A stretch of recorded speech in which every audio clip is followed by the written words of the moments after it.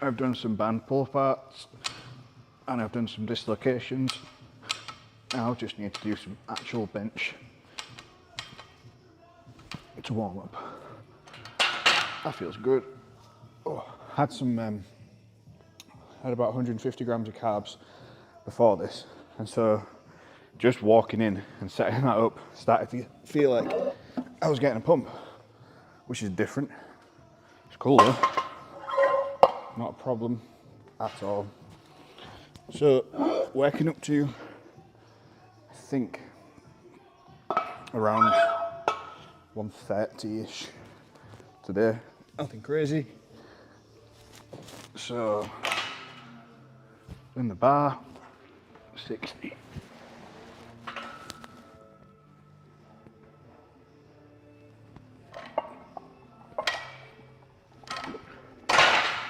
Today is touch and go, which I don't normally do, but this training block, I've been doing them as my heavy-ish bench session.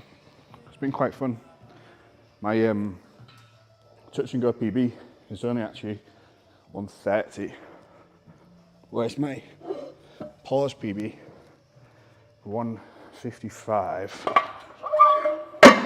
So it's quite a big gap in strength there, which is cool because when there's such a big gap in strength, that means there's a big weakness. And if there's a big weakness there, then that's something that's relatively easy to improve, like low-hanging fruit, to make gains. So that's always cool. Right, so as usual, get to 100, velocity comes out. It's just like a nice starting point. Generally speaking, want to be looking at like 70% plus for using velocity, but 100 is just a nice like starting point, because I generally would jump from 100 to like 120, 130-ish, depending on what the workout is. So I use 2 apps for training. So one is a Get Strong Feel Awesome app. So my session is in here. It's probably not going to load. It is, there we go. So you can see what today's session is. And the other one is Flex, which is for the velocity. Now, if they could sync together, that would be awesome. At the minute, unfortunately, they don't. So I need to use the Flex for the velocity and Get Strong to track all of the training.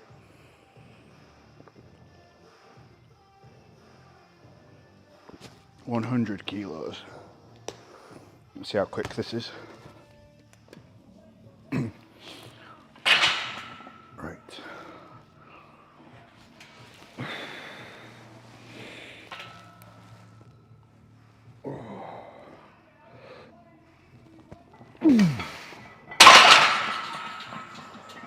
Well, that felt like nothing. I mean, I suppose it's only 100, so it should. I always feel weird doing touch and go.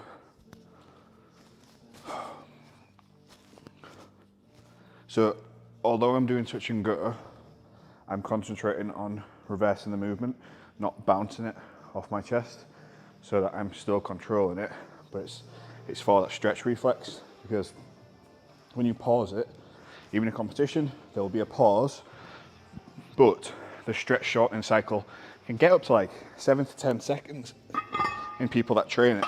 So you should have a fairly good carryover from one to the other. And if your pause bench is a lot weaker than your touch and go bench, then that suggests you should train your pause bench more. And if it's the other way, it suggests you can train the other way. So let's have a look. Yeah, 120 next jump. Something I've been thinking about a lot is, so it's called the Dodson law, and it's about performance and arousal. So basically, the more aroused you get, the more riled up you get, the better your performance gets. to a peak, and then performance gets worse.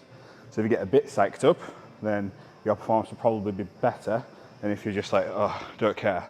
But if you get overly psyched up, overly amped up, you start to feel anxious and you start to underperform. Now, to make that even better, when you attach skill level to what you're doing, that means you can push that curve further along so that you can get more riled up and more aroused for the activity and have more of an increase in performance. So for example, if you were going to play the piano, something super complex, you don't want to be like super fired up and everything, because your skill would have to be so high to be able to do that. Whereas when you're lifting weights, the technique for squat, bench, deadlifts really, well, it's relatively simple compared to most sports. So once you've got your technique down, it's nice and consistent, same every time, getting more amped up should increase your performance to a certain extent. And what that looks like, person to person, is going to vary. It's not everyone likes to get fully fired up. So this is 120. Should be fairly decent as my last warm-up set. Oh. Oh.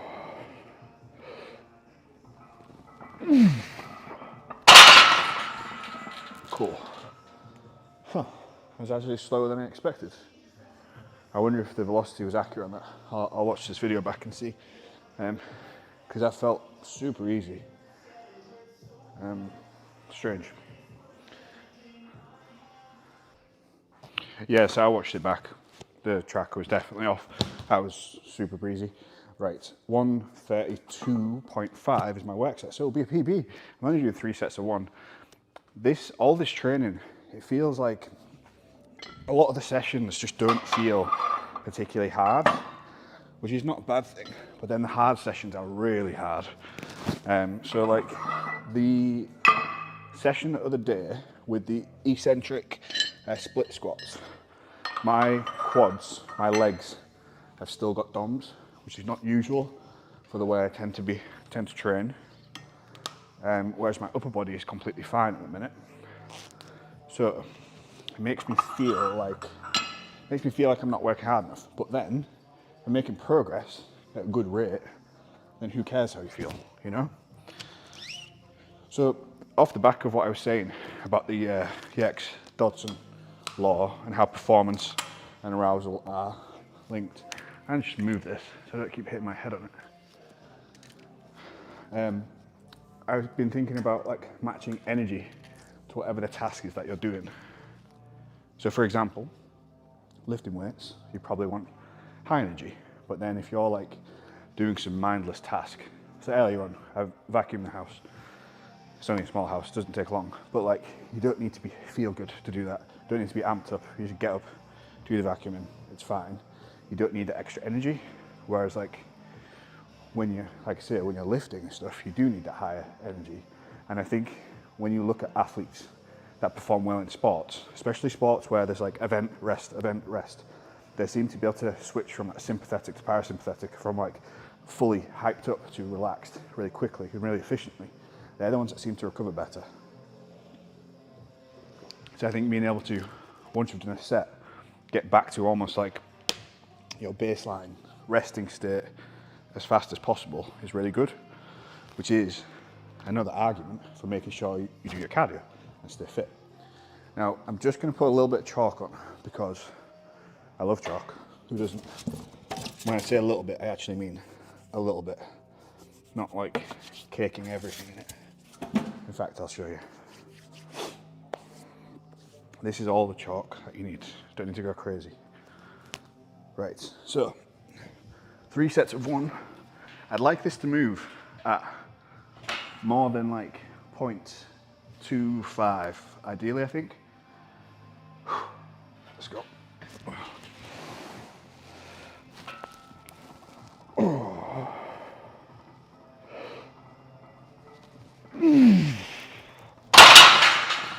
Oh yeah, that was good. 0.48. That's fast. See, now I'm doubting whether or not that's accurate. Because if that's accurate, I've got a big bench PB coming. Now I'm thinking I should check it. based on the last one being inaccurate too. I don't know. I think I could have done 5 more reps of that, to be honest. Right, I'm going to check this because this is exciting. Yep, it was accurate. It looked accurate. Looked as fast as it felt. That's cool. There's actually a PB for touch and go as well. And now I've done that, I'm kind of like, I want to go heavier, but rumour has it, if you stick to your program, it's good for you. So what I'm going to do now, I'll have a look at this, show you this. So, 1 set of 1 rep, and I think I could have done another 5 more. Let's put RP5 for that. Completed. Fantastic. I didn't upload a video to it, because obviously video's on here. Well, I suppose I could film on here as well. Nah, that's too much. Right. Numero 2. How's my Spanish? Yeah. Same again. Ooh, come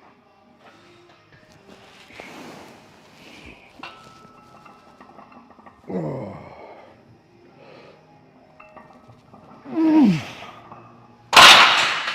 That might be faster. Ah, exact same again. At least I know it's not a fluke. That was decent again. This is great. Even if I say so myself. Oh, I really like to do a session. It's just bench, close grip bench, incline bench, and then maybe some curls and laterals. They're just kind of like maintenance stuff. I'm not actively trying to improve them. I will do like after competing, but for now they're just like minimum needed to maintain, so that you still look like you're lifting a singlet.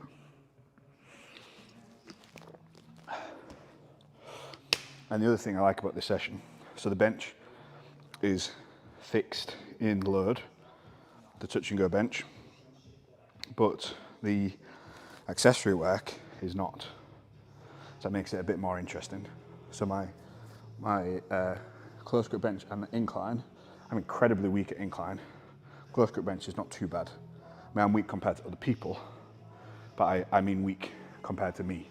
So like my incline bench, when I started this block, I think 65 for 6 or 7 reps.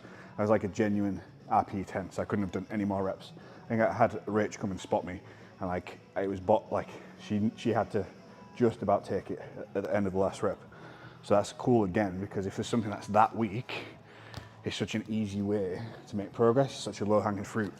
So that's cool. Close grip bench, I just like doing that. Feels good, feels comfortable. Sets of 5. I'm doing the same thing as I've been doing the other few sessions with the fast eccentric and the pause for my accessory work. So my best close grip set of 5, I think, is maybe 120. I'll be able to check. So today I've got a couple of sets of 5, RP 7.5-ish. I mean, the way this is going, could potentially, I wonder if I could do this for 5. I could definitely do this for 5. Close grip, maybe, maybe not. But it would be more a thing of, can I do it at the right intensity? I don't want to go crazy and go too hard, because what I'm doing is obviously working really well at the moment. So it would be stupid of me to just change it for no reason, just because my ego says, let's change it. Right. Oh.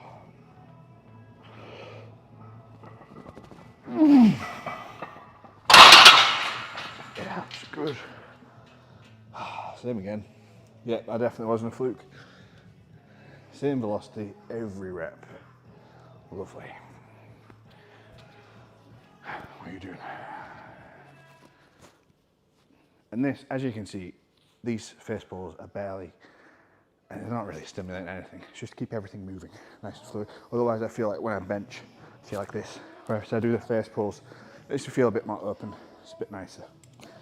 So, we'll check off the close grip bench. It's safe to say they were all RPE 5, which is cool. Something as well. So when you're training for hypertrophy and training for strength, they are not the same thing. Now there is a hell of a lot of crossover. There are a lot of things that work for both. There are a lot of principles that can and should be applied to both. But what you have to remember is strength is a skill. Hypertrophy training is about causing a different type of adaptation to the strength. Now you do need some hypertrophy to get strength, because if you don't have muscles, you can't get stronger. But if hypertrophy and strength were the same thing, the strongest powerlifters would also be the biggest and most muscular people, whereas they are not. The biggest and most muscular people are bodybuilders, like relative to their size. You tend to get strong when they're like physically bigger specimens, but that's a whole different thing. But anyway, so the adaptation is different, and so is the training. So with strength, there's the specific type of strength based on what you're training for. So you could have someone who's training to have really good start strength, or explosive strength, or strength through a single rep, or strength endurance. Whereas for hypertrophy, as long as you tick the box of getting the stimulation, that's fine. So if you're having a bad session and you're training primarily for size, for hypertrophy, you can always do something.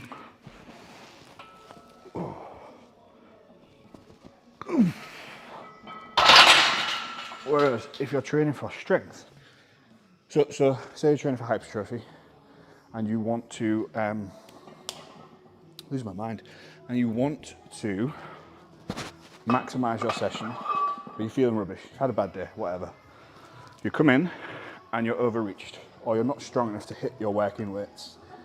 So say you normally would close grip bench 100 for sets of 8, and you're supposed to do 5 sets of 8. But you come in and you're knackered, you're exhausted, whatever else is going on. If your goal is just hypertrophy, as long as you're getting close to failure, so within like 3 to 4 reps of failure, probably closer is slightly better, you're going to be stimulating the muscle for growth, which is fantastic. So, say you instead do your hundreds for sets of 5 or 6, you're still going to get some adaptation.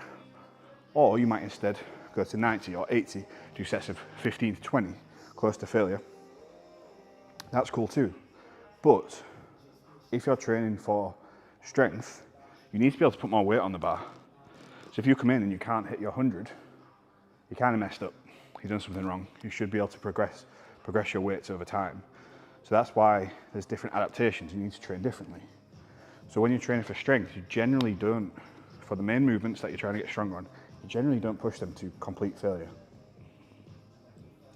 There might be a time and a place when you do, but you don't want that slowing down. And you want to be able to keep completing the session so you can keep stacking up more weight, more weight, more weight over time. Now in your accessory stuff, you might push close to failure, and that's fine, but you need to be able to make sure, so using the close grip bench, you can keep adding weight and adding weight. So it is a different thing to train for. Anyway, with that said, let's do first set of close grip bench. So I had a quick look. My PB for close grip bench is 127.545. So we start with 120 with a relatively quick descent, the eccentric. A nice little pause and then back up. So you can get 5. Instead of looking for like RPE 7.5-ish. But I'm looking for it like as an average across the 3 sets. Right. Oh.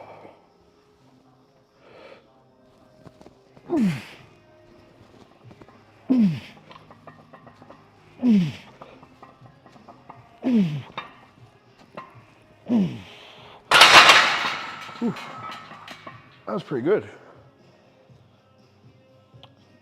I don't know if that was a little bit too easy. There's a decent velocity drop.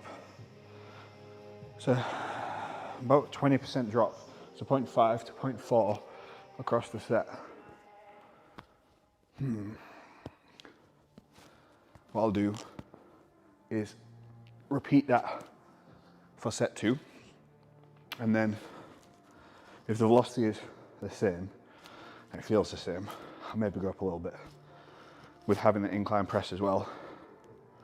And it's so close to a PB for an accessory movement. I'm not in a rush to just try and hurt myself, you know.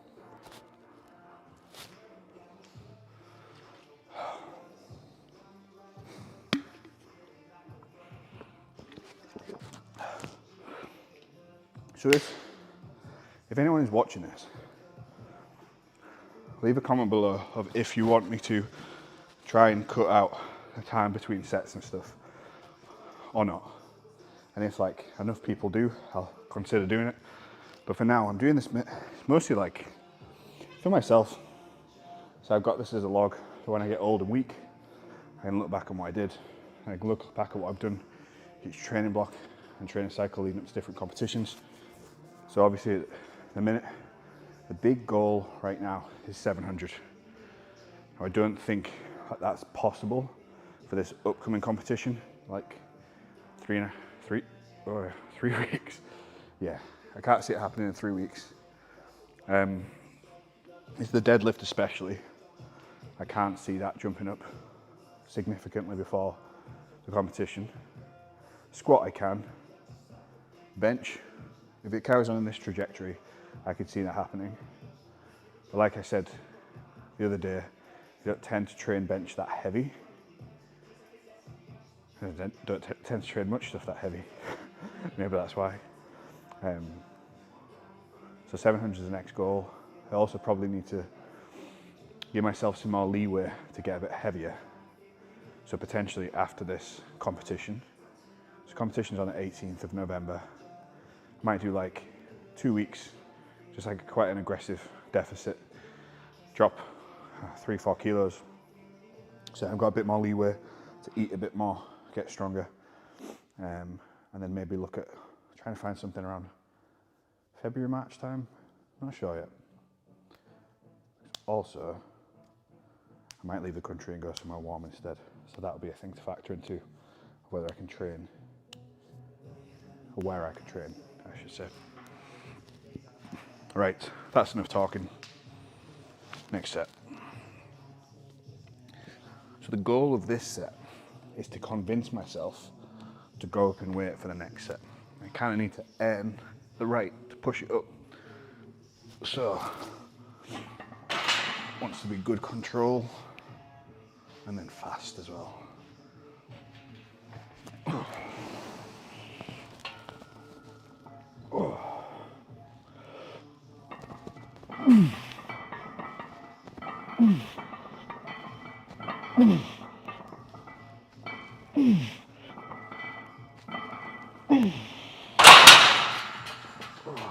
That was good, but it did drop off a lot more than the first set did. So I think that's the right choice of weight.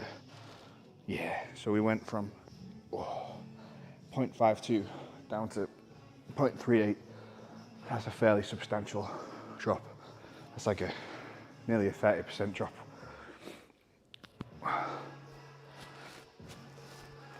So like I said, when I said about like training for hypertrophy or for strength, if I was doing this from a hypertrophy perspective, and so what I'll be doing in about a month's time or so after the competition is when I do it, I'll be looking for the biggest range of motion here possible and get a full stretch at the bottom, nice and controlled, back up each rep. But that's not what I'm doing now.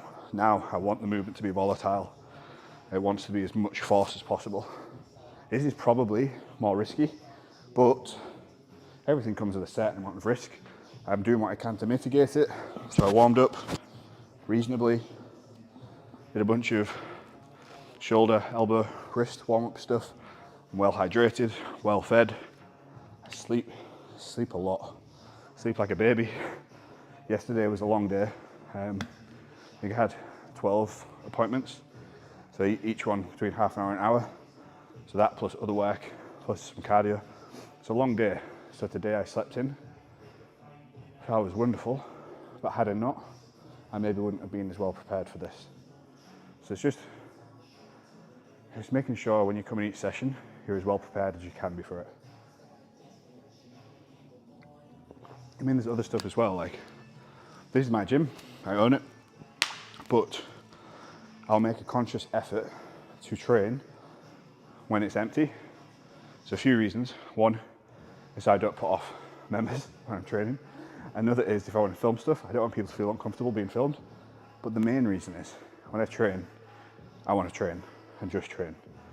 And all the members are fantastic. I love them all, they're great. But when I want to get on with my session, I want to be able to just focus on that, focus on what I'm doing, and make sure I can give it everything properly and not like be halfway through the session, get distracted by something, come back in, not warmed up, and then pop, something goes. I mean, you can see when I've had something go before, there's a couple of scars there from reconstruction, torn pec, torn bicep, broken shoulder. So I'm hyper conscious about not getting hurt. And with that said, do the next set.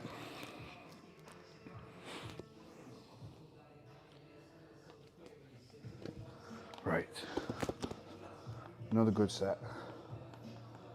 Every set when I'm benching, I kind of like, so when I started lifting, it was after I'd injured my shoulder and I thought I would never get a decent bench.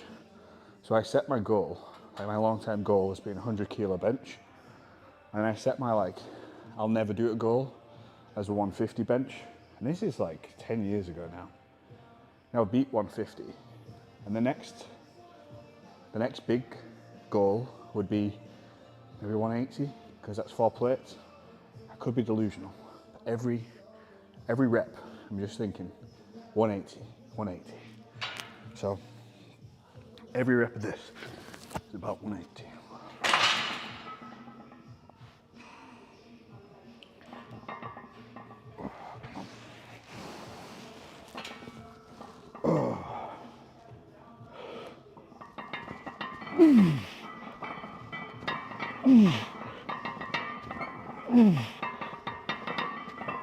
Oh, come on.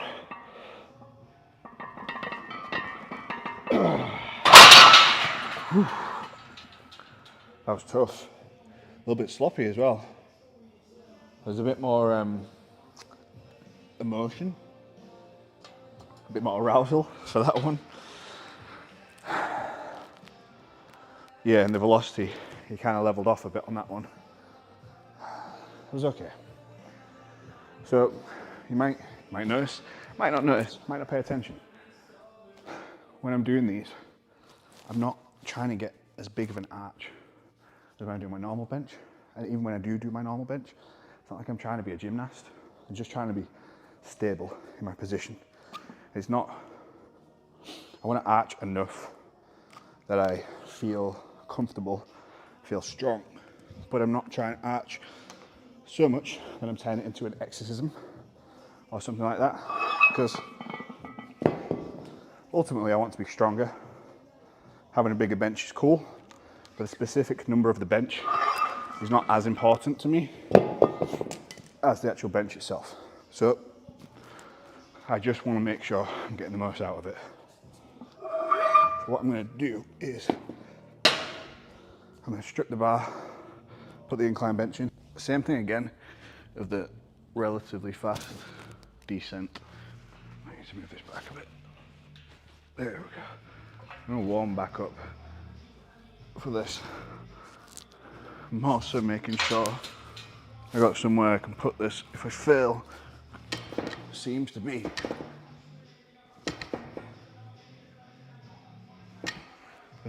the case with the incline.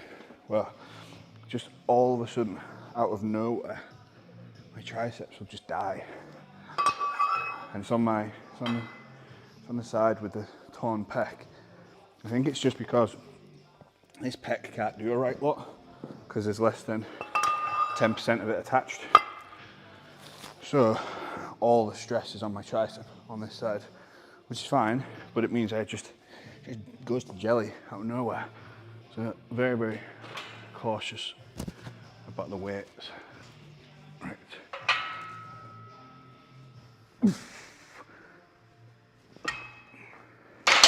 That feels all right.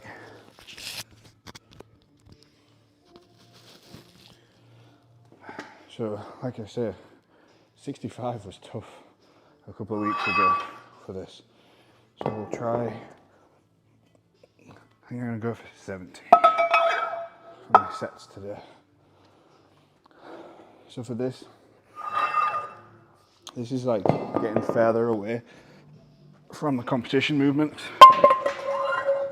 So it's less specific to strength, but it is a great accessory, and because it's heavy, it's specific in a different way in that it is heavy. So let's try this as a warm-up. This might even be the working weight, but I'll just do a rep or two, see how it feels.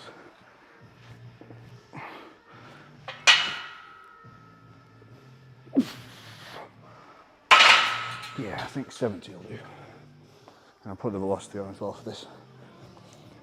It's not really something I paid a lot of attention to, the velocity of a incline bench.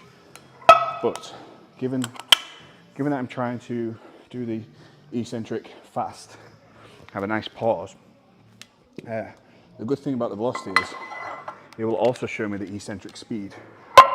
So I can see how fast I'm doing it. And if, as I'm getting through the set, I'm making it slower and slower, I know I'm making it easier on myself than I need to.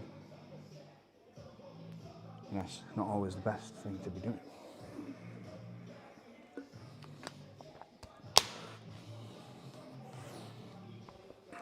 Right, see how this goes. So again, looking for like RP 7.5-ish, 6 reps is a target. So that's the average across the sets. So if there's a bit too hard or a bit too easy, that's fine. So I'll average it out. This is actually be a PB.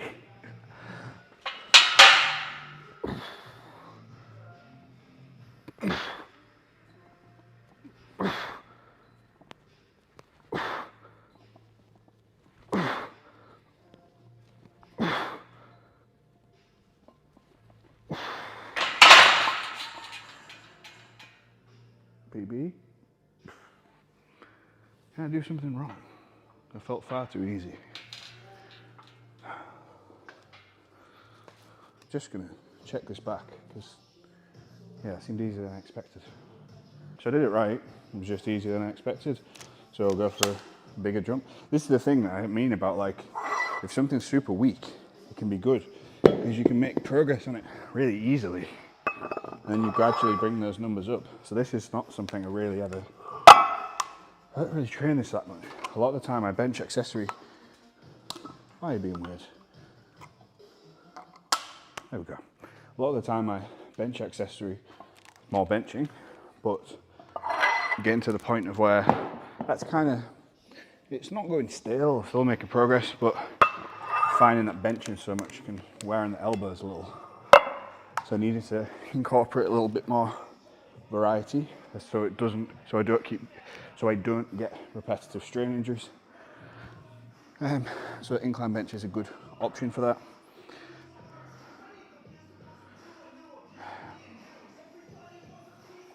Well, the velocity didn't log on that, so obviously it doesn't count as a set. So next exercise, bench press incline. Go 80 kilos. I don't think I'm even gonna count that last one as a set, to be honest. Let's see how this goes.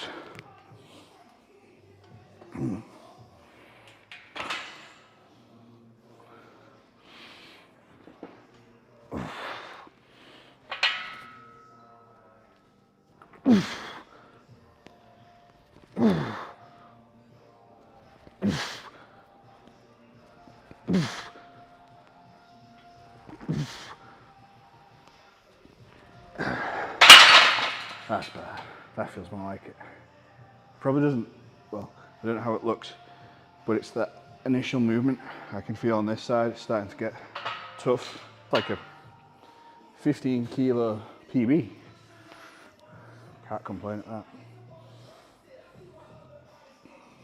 I think sometimes with the sessions, it's not about big dramatic wins.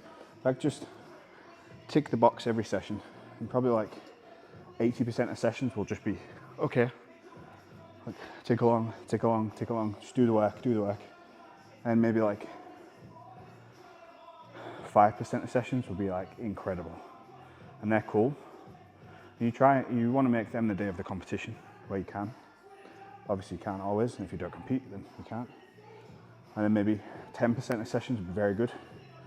And about 5% of sessions probably below par. But I try and think of not actually having any bad sessions and just change the focus of the session. So if I was particularly weak today, I might look at instead of being concerned that I'm weak, it's like, what did I do or didn't do outside of the gym that's affected the session? And if I can honestly say I've done everything right, which is almost never the case for most people, myself included, then I know there's something to improve. And if I do think I've done everything to the best of my ability, then I know I'm just overreached, and then it's probably okay. You have like a mental check of, am I actually trying hard, or am I just giving up hope today, or is it just one of those days? And like I say, one of those days, it needs to be real, not just that, oh, I don't feel great, how am I going to do it? More like, is there a good reason? If there is a good reason, fine. If there's not a good reason, come on, get on with the work. I'm saying that, I'm stood here talking to myself and empty the gym. So this is my second one of these so far, the 700 mils. In this session, I should say. At home this morning, I had a couple of litres as well. Got to stay hydrated, so I'm told. Right, let's go.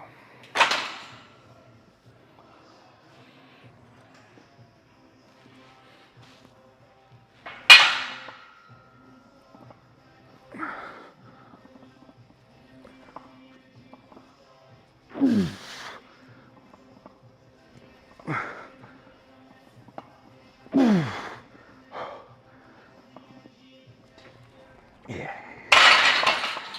that's really good. I like that. Oh, I can really feel where the weakness is when I'm doing it, which is cool. I have good carry. I mean, clearly it is having good carryover, because the 132s earlier, the velocity on them was phenomenal. So after this, I do a couple sets of curls. So the minimum work that you need to do to maintain muscle is so little. So a couple of sets of curls, I won't take them to failure. And then a couple of sets of laterals as well. And that'll be it. And then head home, get something to eat, go on with some work, and eat some more, do some more work, eat some more, do some more work, and then sleep, and wake up tomorrow, do it all over again. Tomorrow's session will be fun. It's squats, deadlifts, conventional. Squat singles, I think, maybe it's 220, 225, maybe 500 pounds. Again, just 3 sets of 1, dead simple. They want to be fast. I mean, I want them to be fast, obviously. They don't have any feeling, they aren't real. So if they're fast, that'd be cool. And then for me, I get just knackered squatting more than about 200 for multiple sets, which is crazy because my max is 250. So you'd think that it wouldn't tax me so much above that kind of weight, but it does.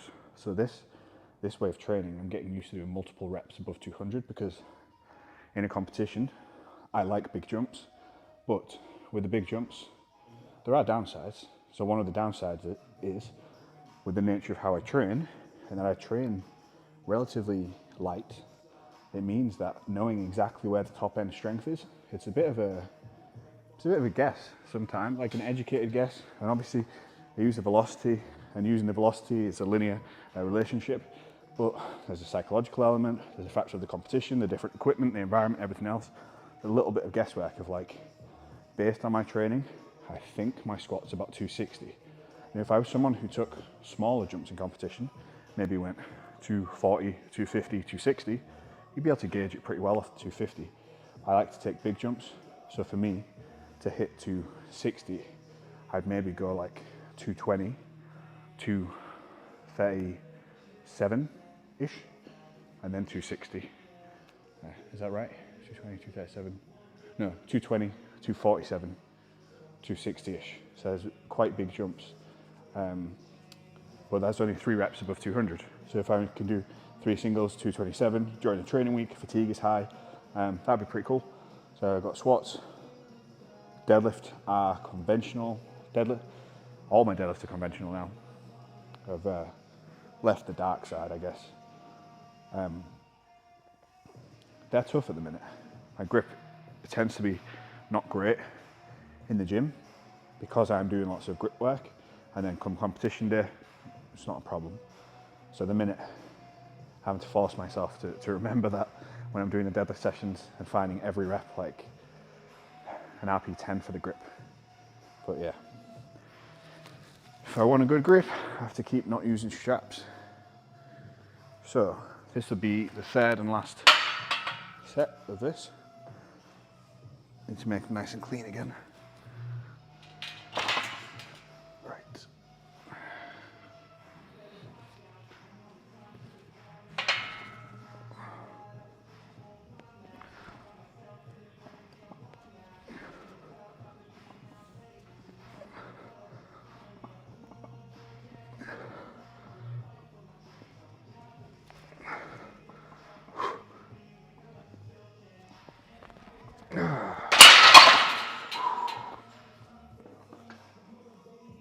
It's fine, it's good. That's one of those things, if I think, like when I watch them back, it looks so easy, but I know it's not, because I just did it, and I can feel that starting to creep in, like, oh, my arms feel like they're gonna pop. Starting to feel like in my triceps, it just feels like jelly as I'm going into the last couple of reps, and it's like all it would take is a little bit, and that'd be a bit of failure. And the cool thing about training on a weekend is, so it's Saturday today, I'll be back in here tomorrow to train, so I can leave out all my weights and my bar, and it'll be in nobody's way. So that makes it one less thing to think about clearing up. And then tomorrow, I don't have to get everything out again. I will adjust the safeties and stuff, but I'll do that between my sets of curls and laterals. That's the end of this session. I did curls, did these 12s for 12 lateral raises with an 8, and then 8 curls, 8 lateral raises, 4 curls. I do 4 lateral raises. No one wants to see that. That's everything for today. So I'll see you tomorrow.